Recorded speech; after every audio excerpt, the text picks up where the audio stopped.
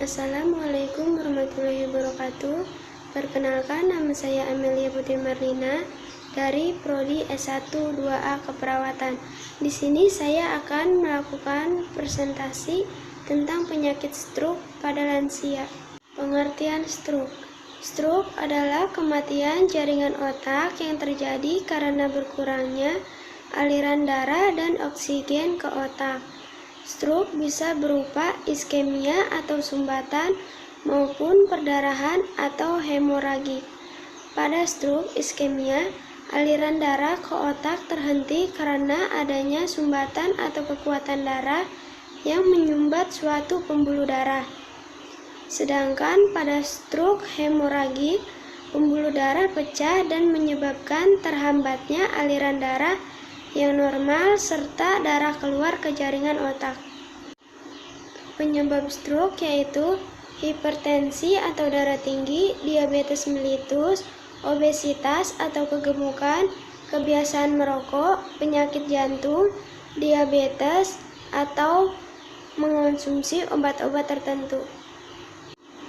Tanda dan gejala stroke. Stroke merupakan pembunuh terbanyak kedua di Indonesia. Sebagian penyakit kematian, penanganan stroke perlu dilakukan secara cepat dan tepat, karena setiap detik dalam penanganan stroke sangat mempengaruhi dampak kedepannya, yaitu kerusakan yang ditimbulkan akibat stroke. Gejala stroke juga datangnya mendadak. Untuk itu perlu dipahami tanda dan gejala stroke sebagai rambu awal penanganan stroke yang tepat dan cepat. Tanda dan gejala secara umum adalah baal atau mati rasa atau kelemahan pada wajah, lengan atau tangan, terutama pada saat satu sisi tubuh, kebingungan, tidak fokus, dan kelelahan, kesulitan bicara, gangguan penglihatan pada satu atau kedua mata, gangguan berjalan, kehilangan keseimbangan, koordinasi tubuh buruk, sakit kepala berat tanpa sebab yang pasti. Pada wanita, tanda dan gejala ini meliputi juga sesak napas, perubahan perilaku, halusinasi, mual, muntah, dan cegukan. Penanganan stroke. Penanganan stroke tergantung dari jenis stroke yang dialami. Yang pertama, stroke iskemik. Pada stroke iskemik, dokter harus segera membuat aliran darah ke otak kembali lancar.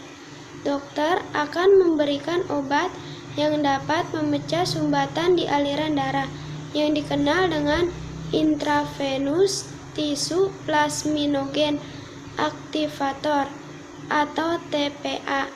Obat ini biasanya disuntikan melalui pembuluh pena di lengan dan bekerja dengan mengencerkan kekuatan darah yang menyumbat pembuluh darah di otak pada keadaan stroke.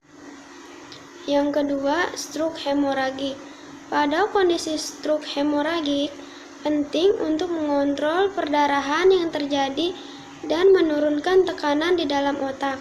Beberapa kasus stroke hemoragik yang mengalami perdarahan luas perlu dilakukan operasi. Pencegahan stroke yaitu hentikan konsumsi alkohol, diet rendah kolesterol dan garam, hindari merokok, hentikan penyalahgunaan obat atau kokain, hindari peningkatan berat badan drastis, hindari stres, dan olahraga teratur sesuai kemampuan. Sekian presentasi dari saya, mohon maaf bila ada kekurangan. Terima kasih. Wassalamualaikum warahmatullahi wabarakatuh.